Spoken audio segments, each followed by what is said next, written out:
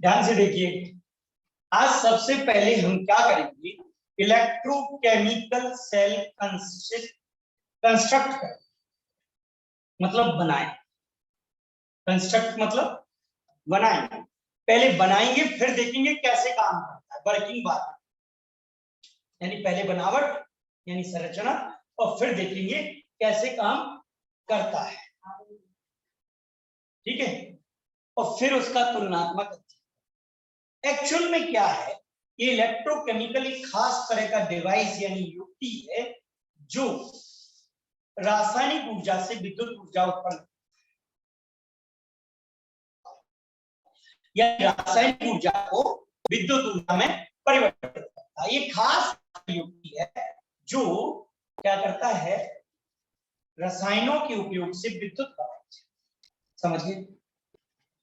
और ये युक्ति को पहले टाइम सबसे पहले अपने देश में बैठे हुए लुइजी गैल्वानी ने बताया। लुइजी गैल्वानी ने इसके बारे में 1780 में पृथक रूप से बताया और अपने देश में बैठे, अपने अलग अलग देशों में ये बैठे थे, अपने अपने देशों में। एक का नाम था एलेक्सेंड्रो वोल्टा। उन्होंने 1800 में बिना जानकारी के, ये नहीं पता था उन्हें कि गैल्वानी ने इसको बता दिया, पृथक रूप से इन्होंने बताया। अब इनने बताया, पृथक से इन्होंने भी बताया, तो इसका नाम रख दिया गैल्वानिक सेल, और इसका इस बेस पर नाम रख दिया वोल्टिक सेल। तो गैल्वानिक सेल और वोल्टीय सेल, दो नाम। और एक तो नाम है विद्युत रासायनिक, ठीक है, समझ रहे हैं दोस्तों। वह युक्ति जो रासायनिक ऊर्जा को विद्युत ऊर्जा में परिवर्तित करती है, इसके द्वारा स्वधा रेडॉक्स अभिक्रिया, इनडायरेक्ट अप्रत्यक्ष रेडॉक्स अभिक्रिया क्या कहलाती है, विद्युत रासायनिक सेल कहलाती है। और ये विद्युत रासायनिक सेलों के बारे में सबसे पहले लुइजी गैल्वानी और अलेक्जेंड्रो वोल्टा ने 1780 और 1800 में पृथक रूप से बताया। इसीलिए इन सेलों को गैल्वेनिक सेल, गैल्वानी सेल या वोल्टीय सेल भी, ये वो सेल है जो टॉर्च का सेल, जो रेडियो का सेल है, घड़ी का सेल है, उस बटन, उस सेल को हम क्या कहते हैं, उसका प्रिंसिपल सेल कौन सा है, विद्युत रासायनिक सेल। उसका सैद्धांतिक सेल कौन सा है, विद्युत रासायनिक, उसको बनाना।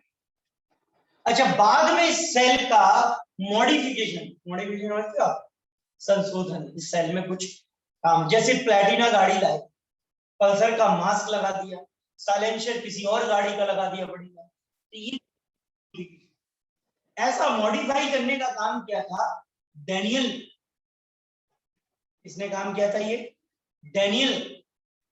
और इसीलिए इस सेल को चौथा नाम भी मिल गया, क्या, डैनियल। इस तरह की सेलों को एक चौथा नाम भी मिल गया, क्या, डैनियल सेल। क्लियर है इतना, समझ गया। अब ध्यान से सुनना, इस सेल को बनाते हैं कि कैसे इन्होंने बनाया, ठीक है भैया, समझ रहे हैं दोस्तों। तो सबसे पहले क्या कर लेते हैं, सेलों को बनाते हैं। बनाने के लिए सबसे पहले हम एक बीकर लेते हैं, बीकर सभी लोग जानते हैं, ठीक है।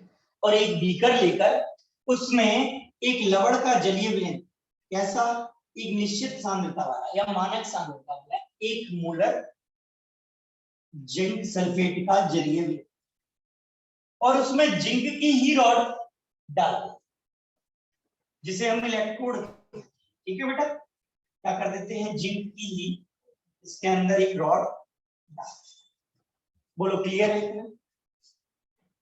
मतलब जिंक सल्फेट का ही क्या भरा, जलीय विलयन, और उसमें जिंक की ही रॉड डाल, क्लियर। अब दूसरा भी कर लिया,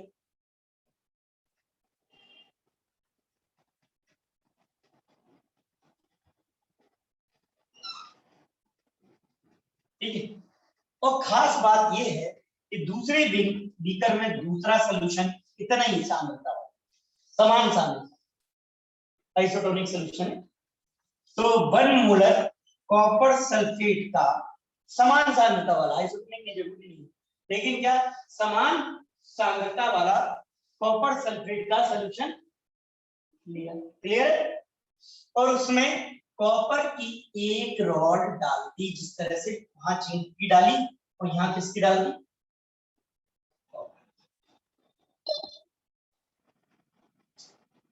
ठीक है बेटा।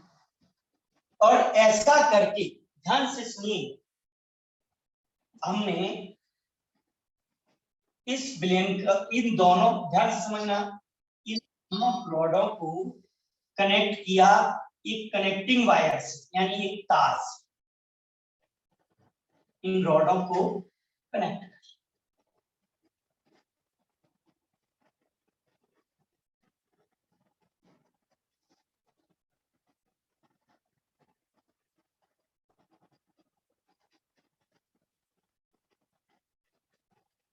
ये रॉड कनेक्ट, और कनेक्ट करते समय इसे एक खास वोल्ट मीटर से कनेक्ट, ये क्या काम करता है, ये बताएगा कि विद्युत धारा प्रवाहित होने लगी कि नहीं और किधर हो गई, ठीक है। यानी विद्युत उत्पन्न होना शुरू हो गई कि नहीं, यानी रसायनों से विद्युत बनना शुरू हुआ कि नहीं, क्लियर। ये खास वोल्ट मीटर हम लिखूं, चलेगा,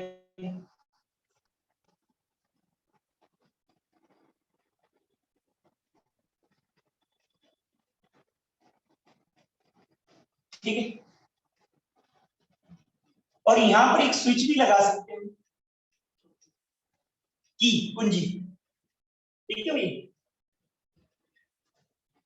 अब क्या किया हमें, ध्यान से सुनना, इनको ये तो बाहरी रूप से जोड़ दिए, अंदर से दो बीकरों को भी जोड़, अंदर से क्या करते हैं, दो बीकरों को भी जोड़ते, और दोनों बीकरों को जोड़ने के लिए हमने एक कांच की नली ली है, यू आकार। अब आप सुन लेना बेटा, इस यू को उल्टा करके अगर हम इधर रख दें, कहा इस, तो उल्टे यू आकार की कहलाएगी, समझ गए। और इसमें भरा क्या है, इसमें हमने कोई प्रबल विद्युत अपघट्य,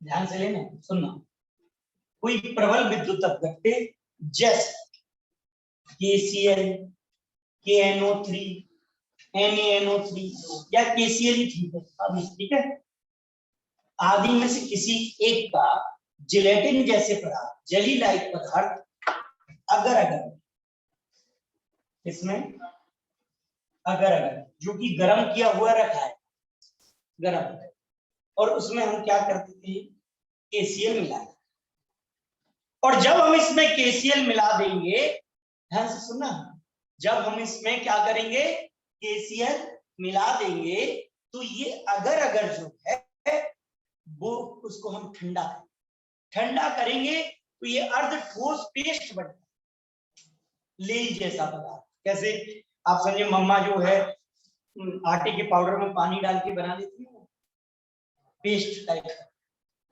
ठीक है, या फिर आप सुबह सुबह दांतों में रगड़ते हो जो पेस्ट, वैसा पेस्ट जैसा जो है बन जाए, और इस पेस्ट को यहां भर, समझ गए, और इसके दोनों तरफ ग्लास वूल या कॉटन प्लग यानी रुई की डाट लगा देंगे, बोलो ठीक है, और इसको यहां रख देंगे, दोनों बीकर को इससे कनेक्ट कर, बोलो दिस इज क्लियर और नॉट बेटा।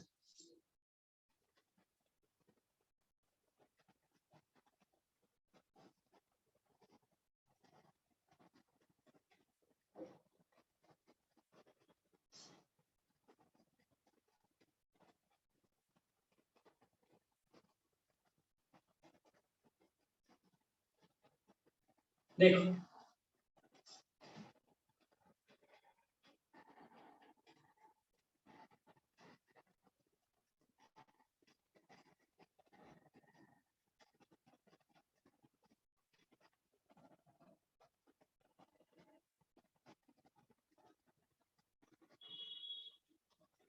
ठीक है। अच्छा ये क्या है, इसमें लवण भरा है, राइट। प्रबल विद्युत अपघट्य क्या है, लवण। और लवण क्या कर रहा है, दो चीजों को जोड़ने का कार्य कर रहा है, इसलिए इसको कहेंगे लवण शेष।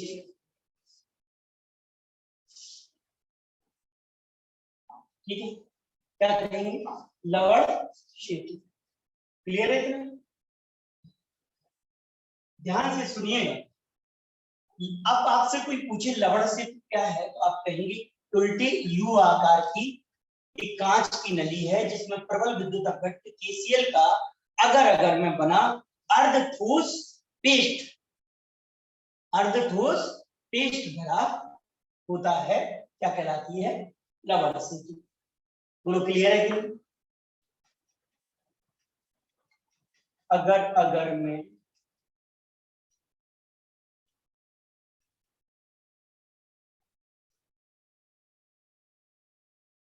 ऐसे लिख देते हैं, केसीएल का अर्धठोस पेस्ट, केसीएल का अर्धठोस, अर्धठोस समझते, सेमी सॉलिड मास, ये बनाया।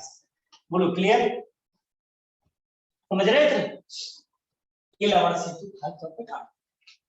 अब इसका काम क्या है ये सब बाद में, पहले तो हम बना रहे हैं इसको, सेल को क्या कर रहे हैं, बना रहे हैं, फिर देखते हैं इसका काम क्या क्या है। पहले तो हम इसको बना लेना ढंग से, ये है क्या, क्लियर है कि नहीं बेटा, समझ रहे हो। अब ध्यान से सुनो, ये तो बन गया सर, बन गया। अब देखते हैं काम कैसे करता है, हुआ क्या वर्किंग। तो जैसे ही हमने इन तार को जोड़कर या दो इलेक्ट्रोडों को, द्वारा से ध्यान से सुन, जो इलेक्ट्रोड हमने जिंक सल्फेट के ब्लेन में डाली वो जिंक की इलेक्ट्रोड है। ये कौन सी इलेक्ट्रोड है बताओ, जिंक इलेक्ट्रोड, क्लियर। और ये कौन सी इलेक्ट्रोड डाली है यहाँ, कॉपर इलेक्ट्रोड।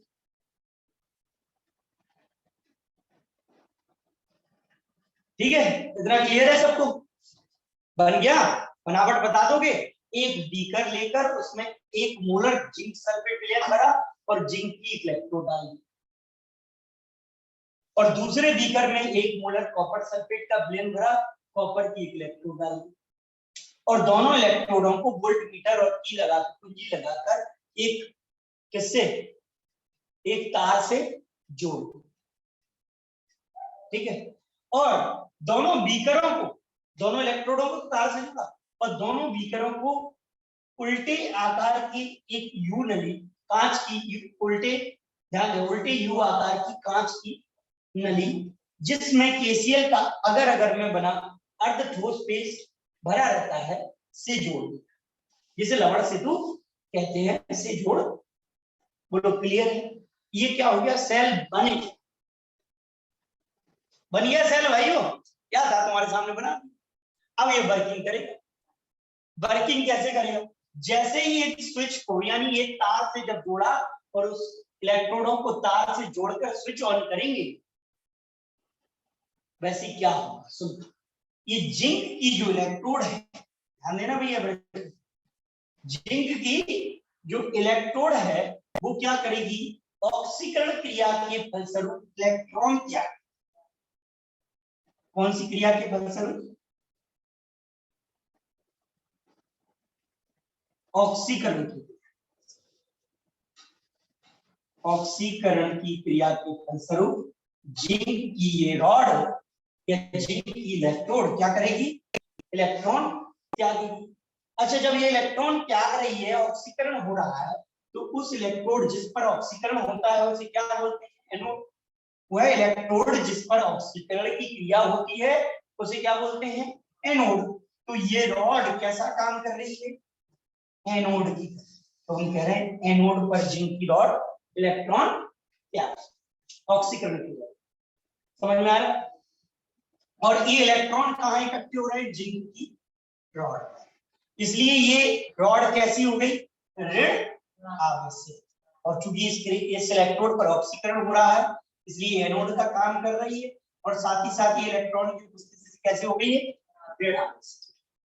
अब ये इलेक्ट्रॉन इस तार में गति करते हुए पहुंचे दूसरे कॉपर के इलेक्ट्रोड। ध्यान से सुनना, यहाँ पर ध्यान से समझना, यहाँ क्या हुआ? इसने इलेक्ट्रॉन त्यागे, इलेक्ट्रॉन यहाँ इकट्ठे हुए और विलयन में कौन छोड़ दिया? जिंक। समझ में आया? और यहाँ पर देखना, यहाँ पर मौजूद विलयन में पहले से कौन मौजूद है? Copper ion. सल्फेट भी है, जितने कॉपर उतने से, और कॉपर पे लगा है क्या? प्लस। तो ये आयन कैसी है? भूखे। समझ रहे हो? और ये इलेक्ट्रॉन चलकर इधर आ रहा है इस इलेक्ट्रोड पर। बोलो क्लियर है कि नहीं? तो इस इलेक्ट्रॉन को देखकर ये कॉपर आयन जो विलयन में मौजूद है कॉपर सल्फेट के चक्कर में, वो किसकी तरफ? कॉपर की इस इलेक्ट्रोड की तरफ आकर्षित होंगे। ठीक है? और यहाँ पर कॉपर की इस इलेक्ट्रोड पर ये कॉपर आयन इलेक्ट्रॉन ग्रहण करते, यानी कौन? Copper ion. ध्यान देना बेटा, कॉपर की इलेक्ट्रोड पर इलेक्ट्रॉन ग्रहण करके, कौन सी क्रिया द्वारा? अपचयन क्रिया द्वारा इलेक्ट्रॉन ग्रहण करके, अपचयन क्रिया द्वारा इलेक्ट्रॉन ग्रहण करके क्या हो जाएंगे? अपचयित हो जाएंगे। और जिस इलेक्ट्रोड पर अपचयन होता है उसे हम क्या कहते हैं? चूंकि इलेक्ट्रॉन इस इलेक्ट्रोड की इलेक्ट्रॉन क्या हो गए बेटा? चले गए। किसने ग्रहण कर ली? और जिसके इलेक्ट्रॉन चले जाए उस पर कौन सा चार्ज आ जाता है? तो ये इलेक्ट्रोड कैथोड के समान कार्य करेगी और धनावेशित होगी। राइट? क्लियर? और इस प्रकार यहां पर एक संपूर्ण सर्किट या परिपथ पूर्ण हो जाएगा। मतलब आधी सेल क्रिया यहाँ हुई, अर्ध सेल क्रिया कौन सी? ऑक्सीकरण। और इसके बाद ये इलेक्ट्रॉन यहाँ चले और इलेक्ट्रॉन यहाँ पर क्या हुए? ग्रहण किए गए, यानी अपचयन। आधी अर्ध सेल अभिक्रिया यहाँ हुई। तो पूरी सेल अभिक्रिया पूरी कहाँ हुई? इस इलेक्ट्रोड पर कि इस इलेक्ट्रोड पर? राइट? इस इलेक्ट्रोड पर पूर्ण हुई, इस इलेक्ट्रोड पर यह अर्ध सेल अभिक्रिया पूर्ण हुई। अब ये क्रिया यहाँ पूर्ण हुई, ध्यान देना। ये क्रिया देखो, यहाँ से इलेक्ट्रॉन आए, यहाँ ऑक्सीकरण हुआ, ये इलेक्ट्रॉन चल के यहाँ पर पूरी सेल क्रिया पूर्ण हुई, तो परिपथ यहाँ पूर्ण हुआ। और यहाँ परिपथ के पूर्ण होने से यहाँ से विद्युत करंट उत्पन्न हुआ, और ये करंट किधर जा रहा है? इधर। हमको कैसे पता चला? इस वोल्ट मीटर में फ्लक्चुएशन हुआ, या कहो इसने डिफ्लेक्शन दिखाया, इंडिकेट किया, इंगित किया। क्या किया? इंगित किया। वोल्ट मीटर ने इंगित किया कि विद्युत धारा किधर जा रही है?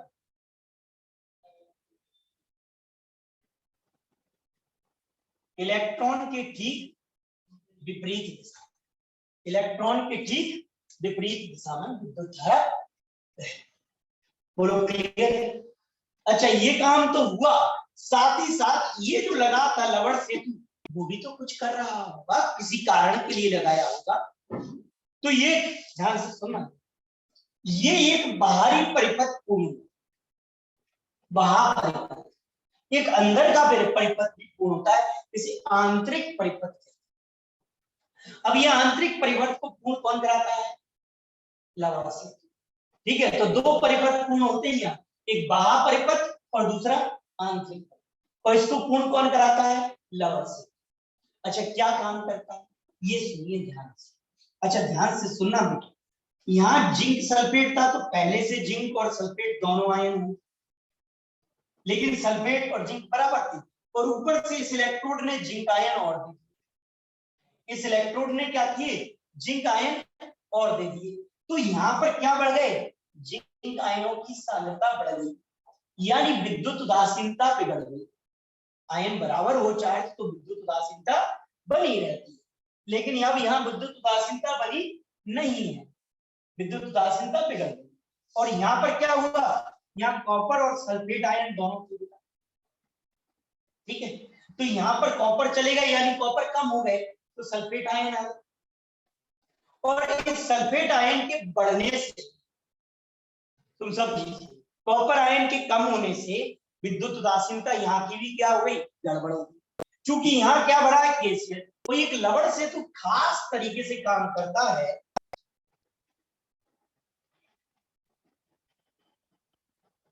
ध्यान से देखो, ये क्या करता है, इधर कौन आयन बढ़ा है, धन आयन, तो ये खास तौर पर अपनी ऋण आयन को इधर, ताकि ये आवेश संतुलित हो जाए और इस आधी सेल की, अर्ध सेल की विद्युत उदासीनता बन जाए।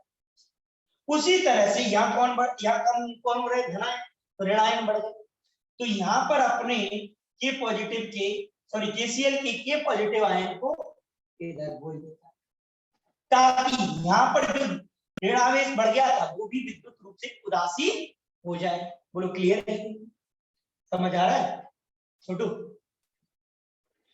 तो ये खास तरह का है, लवण सेतु क्या करता है, एक काम, एक तो ये आंतरिक परिपथ को पूर्ण कराता है, ये आंतरिक परिपथ को पूर्ण कराता है, क्लियर है, अंदर के परिपथ। दूसरा, दोनों अर्ध सेलों में, दोनों अर्ध सेलों में आयनों, विद्युत अपघट्य के आयन, विद्युत अपघट्य के आयनों की विद्युत उदासीनता को बनाए रखता है। बोलो क्लियर, विद्युत अपघट्य के आयनों की विद्युत उदासीनता को बनाए रखता है। दो काम समझ में आए। तीसरा काम, ये दोनों बीकर को आपस में जोड़ता तो है, पर विद्युत अपघट्य के आयनों को एक बीकर से, इस वाले आयनों को इस बीकर से इसमें, या इसके आयनों को इस बीकर से इसमें नहीं जाने देता। तो इसका तीसरा काम क्या है, ये विद्युत अपघट्य के आयनों को एक अर्ध सेल से दूसरी अर्ध सेल में जाने नहीं देता। समझ रहे हो? तो तीन काम समझ में आ गए। और इसकी एक खास बात है, जो मूवेबिलिटी यानी जो गतिशीलता K+ आयन की है, वही इसमें Cl नेगेटिव। इसमें आयनों की गतिशीलता क्या होती है, क्लियर है इतना? तो अगर प्रश्न अलग से पूछ ली कि लवण सेतु क्या है, इसके कार्य लिखिए, तो लवण सेतु क्या है बेटा, समझ के, ये उल्टे यू आकार की एक कांच की नली होती है, एक उल्टे यू आकार की कांच की नली होती है, जिसमें ये उल्टे यू आकार की एक कांच की नली होती है, जिसमें प्रबल विद्युत अपघट्य जैसे, ये उल्टे यू आकार की एक कांच की नली होती है, जिसमें प्रबल विद्युत अपघट्य जैसे, किसका बेटा, केसीएल का अगर मैं बना, ये उल्टे यू आकार की एक कांच की नली होती है, जिसमें प्रबल विद्युत अपघट्य जैसे केसीएल का अगर मैं बना अर्ध ठोस पेस्ट भरा रहता है, पेस्ट भरा हो, ठीक है बेटा, उल्टे यू आकार की कांच की नली जिसमें प्रबल विद्युत अपघट्य जैसे केसीएल का अगर मैं बना पेस्ट भरा रहता है, लवण सेतु कहलाती है। क्या कहलाती है बेटा, लवण सेतु कहलाती है। बोलो क्लियर है कि नहीं है? सबको क्लियर है इतना? अब इसके फंक्शन आएंगे, इसके कार्य क्या है। तो एक क्या है बेटा, इनर मतलब आंतरिक परिपथ को पूर्ण कराता है। कार्य क्या है, पहला यह आंतरिक परिपथ को पूर्ण कराता है, ठीक है बेटा। ध्यान दो, दो अर्ध सेलों में विद्युत अपघट्य के आयनों की उदासीनता को बनाए रखता है। दो अर्ध सेलों में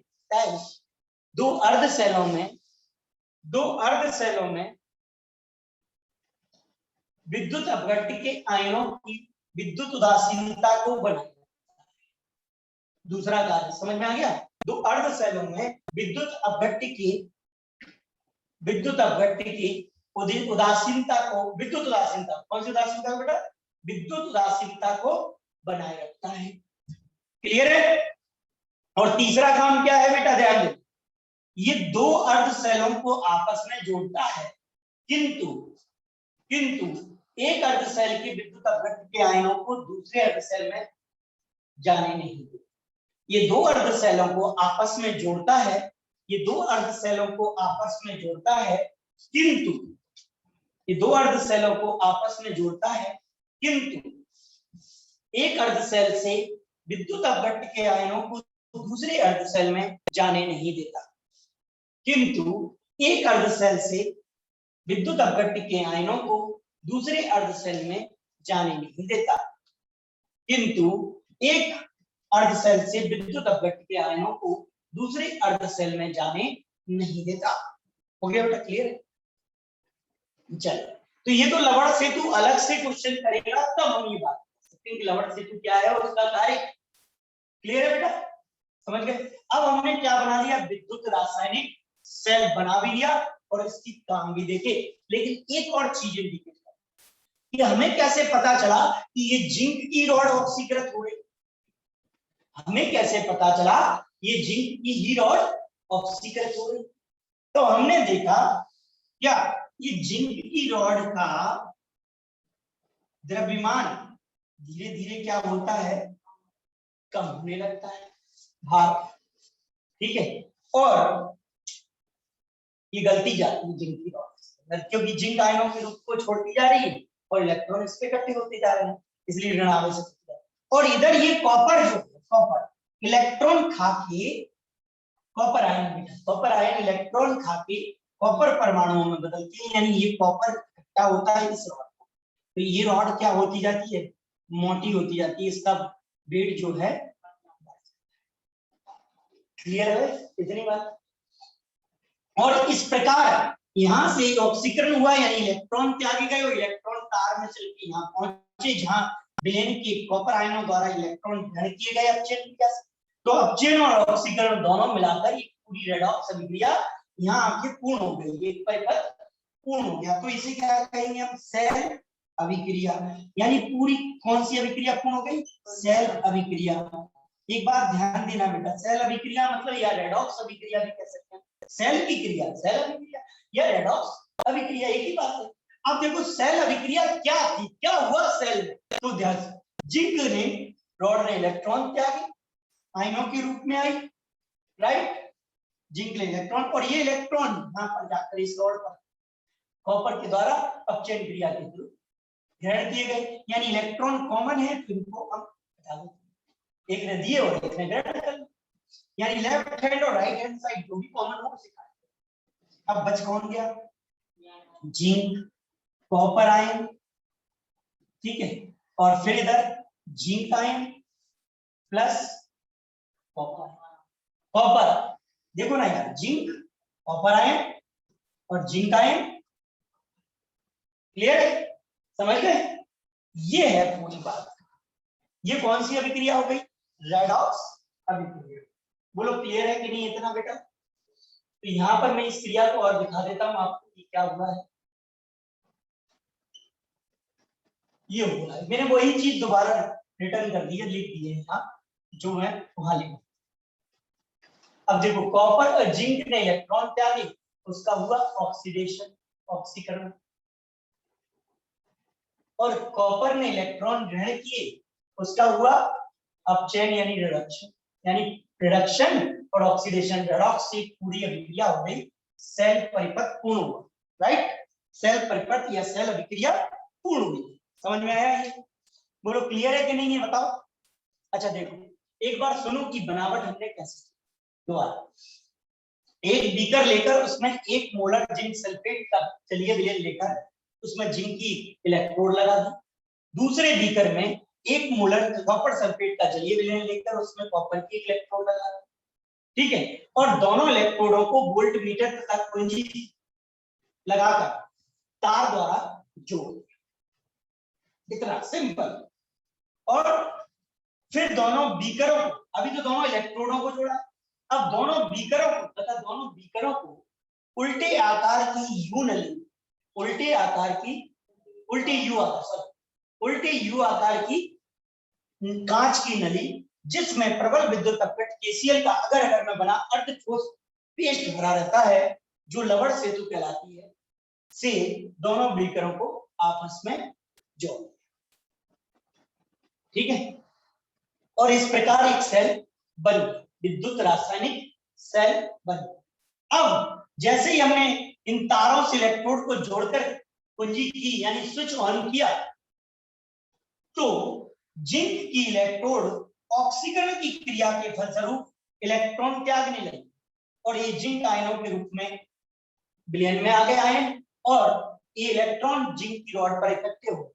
चूंकि ऑक्सीकरण की क्रिया जिंक इलेक्ट्रोड पर हुई, अतः वह एनोड का कार्य की और ये एनोड इलेक्ट्रॉन की उपस्थिति में ऋणावेश से, और ये इलेक्ट्रॉन तार में गति किए और कहां पहुंचे, कॉपर की इलेक्ट्रोड पर, जहां कॉपर के विलयन में उपस्थित, कॉपर सल्फेट के विलयन में उपस्थित कॉपर आयन इन इलेक्ट्रोडों को कॉपर की इलेक्ट्रोड पर ग्रहण करके, कौन सी क्रिया, अपचयन क्रिया के फलस्वरूप ग्रहण करके अपचयन, और इस प्रकार यहाँ एक पूरी सेल अभिक्रिया या सेल परिवर्तन कॉपर की इलेक्ट्रोड पर पूर्ण, जिससे यहां से विद्युत धारा उत्पन्न हुई जो वोल्ट मीटर में इंगित की गई। इंगित मतलब दिखाई, इंडिकेट की, वोल्ट मीटर में इंगित की गई, जिससे पता चला कि विद्युत धारा का प्रभाव इलेक्ट्रॉन के प्रभाव के विपरीत है।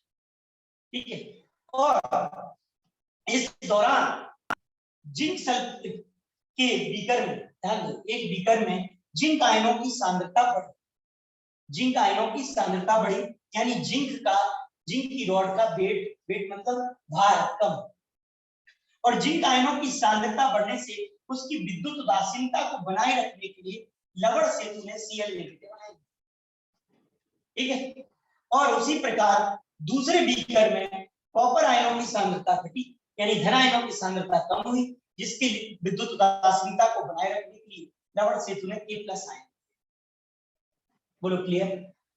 इस प्रकार यहाँ पर रॉड जो थी उसका वेट बढ़ गया, क्योंकि कॉपर, इसके कारण कॉपर आयनों की सांद्रता घट गई, जिसकी विद्युत उदासीनता लवण सेतु के K+ आयनों ने। और इस प्रकार क्या हुआ, इस प्रकार रसायनों के उपयोग से विद्युत धारा उत्पन्न हुई, और इस डिवाइस से हमने क्या किया, रसायन यानी रसायन मतलब रासायनिक ऊर्जा को विद्युत ऊर्जा में परिवर्तित। बोलो ध्यान समझ में आया। और एक बात, इसमें हमें रेडॉक्स अभिक्रिया को कराने के लिए बाहरी किसी स्रोत की आवश्यकता नहीं पड़ी, यानी रेडॉक्स अभिक्रिया, ये रेडॉक्स मतलब ऑक्सीकरण और अपचयन, ये बस इलेक्ट्रोडों को जोड़ने से अपने आप होने लगे। यानी ये रेडॉक्स अभिक्रिया स्वतः रेडॉक्स अभिक्रिया, या कहीं अप्रत्यक्ष रेडॉक्स, इनडायरेक्ट रेडॉक्स, यानी ऐसी युक्ति जो इनडायरेक्ट अप्रत्यक्ष रेडॉक्स अभिक्रिया, स्वतः रेडॉक्स अभिक्रिया द्वारा इसको रासायनिक ऊर्जा को विद्युत ऊर्जा में परिवर्तित करती है। इसको बेटा रासायनिक ऊर्जा को, इसको बेटा रासायनिक ऊर्जा को विद्युत ऊर्जा में परिवर्तित करती है, क्या कहलाती है, विद्युत रासायनिक शेल। ऐसी युक्ति जो रासायनिक ऊर्जा को विद्युत ऊर्जा में परिवर्तित करती है क्या कहलाती है, शेल। क्लियर है। ऐसी युक्ति जो रासायनिक ऊर्जा को विद्युत ऊर्जा में परिवर्तित करती है क्या कहलाती है, शेल कहलाती। कौन सी अभिक्रिया द्वारा, अप्रत्यक्ष रेडॉक्स विद्युत रासायनिक सेल। अब यहाँ देखिए हम एक दूसरे तरह का सेल की बात करने वाले हैं, इसको फैराडे ने बताया है, इलेक्ट्रोलाइसिस विधि है, उसमें इलेक्ट्रोलाइटिक सेल यानी विद्युत अपघटनी सेल। तो हम यहाँ दूसरे तरह के सेल के बारे में बात कर रहे हैं, कौन सा, विद्युत अपघटनी शेल, विद्युत अपघटनी शेल। ध्यान से सुनिएगा, यहां पर खास तौर पर मैंने एक बीकर लिया और बीकर में विद्युत अपघट्टिका जलीय विलयन भरा। क्या लिया, विद्युत अपघट्टिका जलीय विलयन, और दोनों इलेक्ट्रोड जो धातु या फिर कार्बन तो ग्रेफाइट, इसके ग्रेफाइट के दोनों इलेक्ट्रोड मैंने इसी बीकर में लगा दिए, एक ही बीकर, समझ रहे हैं बेटा। और दोनों इलेक्ट्रोडों को विद्युत के बाहरी स्रोत, विद्युत के बाहर स्रोत यानी बैटरी से कनेक्ट कर दिया, जोड़ दिया। विद्युत के बाहर स्रोत यानी बैटरी से कनेक्ट। और यहाँ क्या भरा है, विद्युत अपघट्य का जलीय विलयन। जैसे NaCl एक विद्युत अपघट्य है और उसका जलीय विलयन यहाँ डाला। बोलो बेटा ठीक है। NaCl का होगा तो उसमें Na और Cl negative ion, Na positive और Cl नेगेटिव आयन होंगे। क्लियर है, समझ रहे हैं?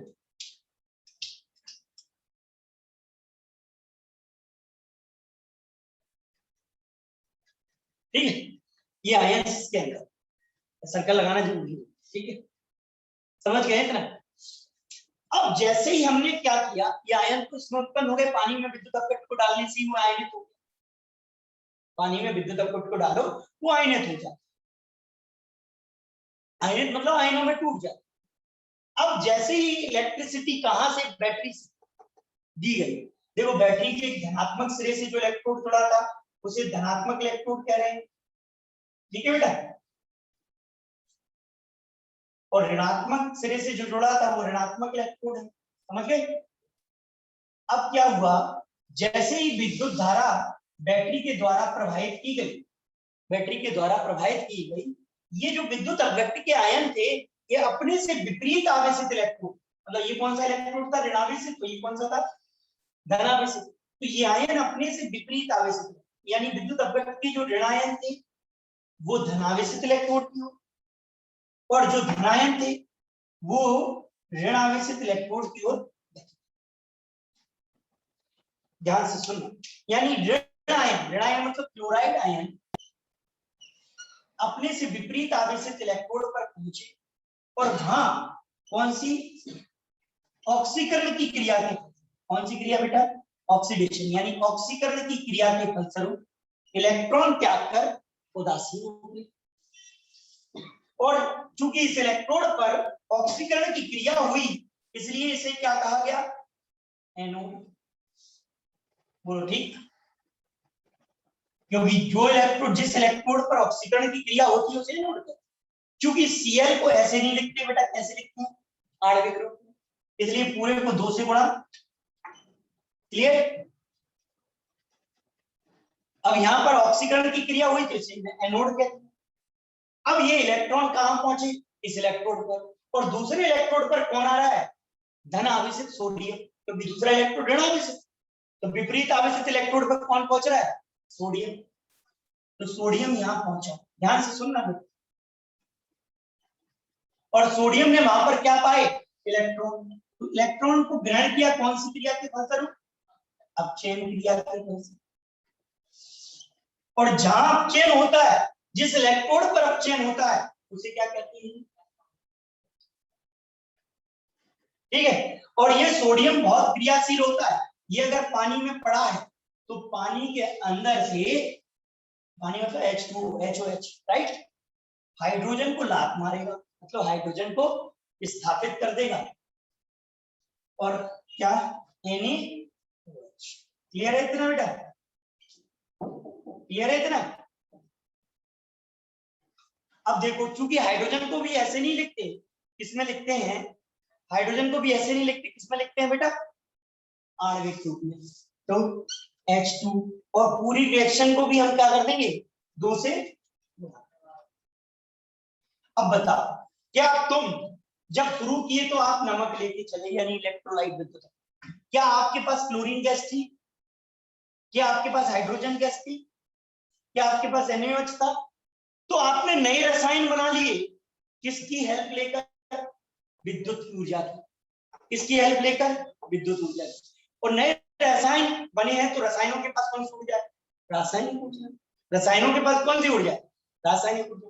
तो आपने क्या किया, विद्युत ऊर्जा को रासायनिक ऊर्जा में परिवर्तित कर दिया, विद्युत ऊर्जा को रासायनिक ऊर्जा में परिवर्तित कर दिया। तो ऐसी युक्ति जो क्या करती है, विद्युत, देखो विद्युत धारा बाहर से लगाई है आपने, बैटरी यहां नहीं लगाई, तो आपने क्या किया, विद्युत ऊर्जा को ध्यान देना, इसमें रासायनिक, यानी रसायन बना लिए नए, तो किसमें परिवर्तित कर दिया, रासायनिक ऊर्जा में। तो ऐसी युक्ति जो विद्युत ऊर्जा को रासायनिक ऊर्जा में परिवर्तित करती है, विद्युत अपघटनी सेल कहलाती है। पहले एक बात और समझनी, कि इसमें जो रेडॉक्स अभिक्रिया हो रही है ऑक्सीकरण और अपचयन, इसको ये अपने आप नहीं हो रही, बल्कि आप विद्युत ऊर्जा दे रहे हो, बैटरी लगाई है तो उसकी सहायता से हो रही है। तो विद्युत ऊर्जा की सहायता से रेडॉक्स अभिक्रिया हो रही है, इसलिए इस तरह की अभिक्रिया को हम क्या कह रहे हैं, प्रत्यक्ष रेडॉक्स अभिक्रिया या अस्वतः, स्वतः नहीं हो रही, अस्वतः रेडॉक्स। तो ऐसी युक्ति जो प्रत्यक्ष रेडॉक्स अभिक्रिया द्वारा या अस्वतः रेडॉक्स अभिक्रिया द्वारा विद्युत ऊर्जा को रासायनिक ऊर्जा में परिवर्तित करती है, क्या कहलाती है, विद्युत अपघटनी सेल। अब हमने ये दोनों सेल देख ली, दोनों अलग अलग काम कर रहे हैं, एक रासायनिक ऊर्जा को विद्युत ऊर्जा और दूसरा विद्युत ऊर्जा को रासायनिक ऊर्जा में बदल। तो हम क्यों नहीं इनमें अंतर कर ले, इनमें क्या कर ले बेटा, अंतर। तो ये क्या है, ध्यान से सुनना, अंतर क्या है, वह युक्ति जो रासायनिक ऊर्जा को विद्युत ऊर्जा में परिवर्तित करती है, विद्युत रासायनिक सेल, और वह युक्ति जो विद्युत ऊर्जा को रासायनिक ऊर्जा में परिवर्तित करती है, विद्युत अपघटनी सेल कहलाती है। दो, एक पॉइंट हो गया क्लियर। अच्छा, दूसरा ध्यान से समझिए, इसमें एक इलेक्ट्रोड, दोनों इलेक्ट्रोड अलग अलग बीकर में लिए जाते हैं, इसमें दोनों इलेक्ट्रोड एक ही बीकर में लिए जाते हैं। इसमें एनोड ऋणात्मक और कैथोड धनात्मक होता है। इसमें ध्यान से सुनना बेटा, ये कौन हो गया, एनोड, राइट। तो एनोड धनात्मक और कैथोड ऋणात्मक होता है, जस्ट उल्टा हो गया, समझ में आया इतना। और एक बात ध्यान से समझो, तो तीन अंतर हमने जाना। चौथा अंतर यह है, इसमें विद्युत परिपथ, ये सेल परिपथ पूर्ण होता है स्वतः रेडॉक्स अभिक्रिया या अप्रत्यक्ष रेडॉक्स अभिक्रिया। इसमें अप्रत्यक्ष रेडॉक्स अभिक्रिया होती है, स्वतः रेडॉक्स अभिक्रिया। इसमें रेडॉक्स अभिक्रिया बैटरी की सहायता से कराई जाती है, यानी अस्वतः होती है या फिर अप्रत्यक्ष। अप्रत्यक्ष तो यहाँ है, ये प्रत्यक्ष डायरेक्ट हो रही है, किससे, बैटरी लगाई और डायरेक्ट हो रही है। अस्वतः है मतलब अपने आप नहीं हो रही, आप करवा रहे हैं, समझ गए। तो इसमें स्वतः अस्वतः रेडॉक्स अभिक्रिया द्वारा यानी यू का प्रत्यक्ष रेडॉक्स अभिक्रिया होती है, ठीक है। चार अंतर हो गए। अब पांचवा अंतर ध्यान से सुनिए, इसमें क्या लगा होता है, लवण सेतु लगा। इसमें लवण सेतु की कोई आवश्यकता नहीं होती, क्लियर है इतना। अब आप कह सकते हो इसमें बाहरी विद्युत के स्रोत की कोई आवश्यकता नहीं होती, इसमें बाहरी विद्युत के स्रोत की आवश्यकता। 6 हो गए। अब आप सुनिए, इस क्रिया जब होती है तो इसमें किसी भी प्रकार से ऊर्जा मुक्त नहीं होती, ऊष्मा मुक्त नहीं होती है, यानी हम इसमें कहते हैं मुक्त ऊर्जा परिवर्तन, इसमें ऊष्मा मुक्त, ऊष्मा उत्सर्जित नहीं होती है, जबकि इसमें ऐसा होता है। 7 अंतर हो गए। 5 लिखना है पेपर में, कोई भी आप लिख देंगे 5, समझ में आ रहा है कि नहीं। एक और आप बता सकते हैं, इसमें अर्ध सेल अभिक्रिया यानी ऑक्सीकरण अभिक्रिया एक अलग बीकर में होती है और अपचयन अभिक्रिया दूसरे अलग बीकर में होती है। इसमें ऑक्सीकरण अपचयन यानी पूर्ण सेल अभिक्रिया एक ही बीकर, संबंध क्लियर है। 8 हो गए। अब आप बता देना, 5 ही तो बताना है, समझ में आ रहा है कि नहीं है, क्लियर है।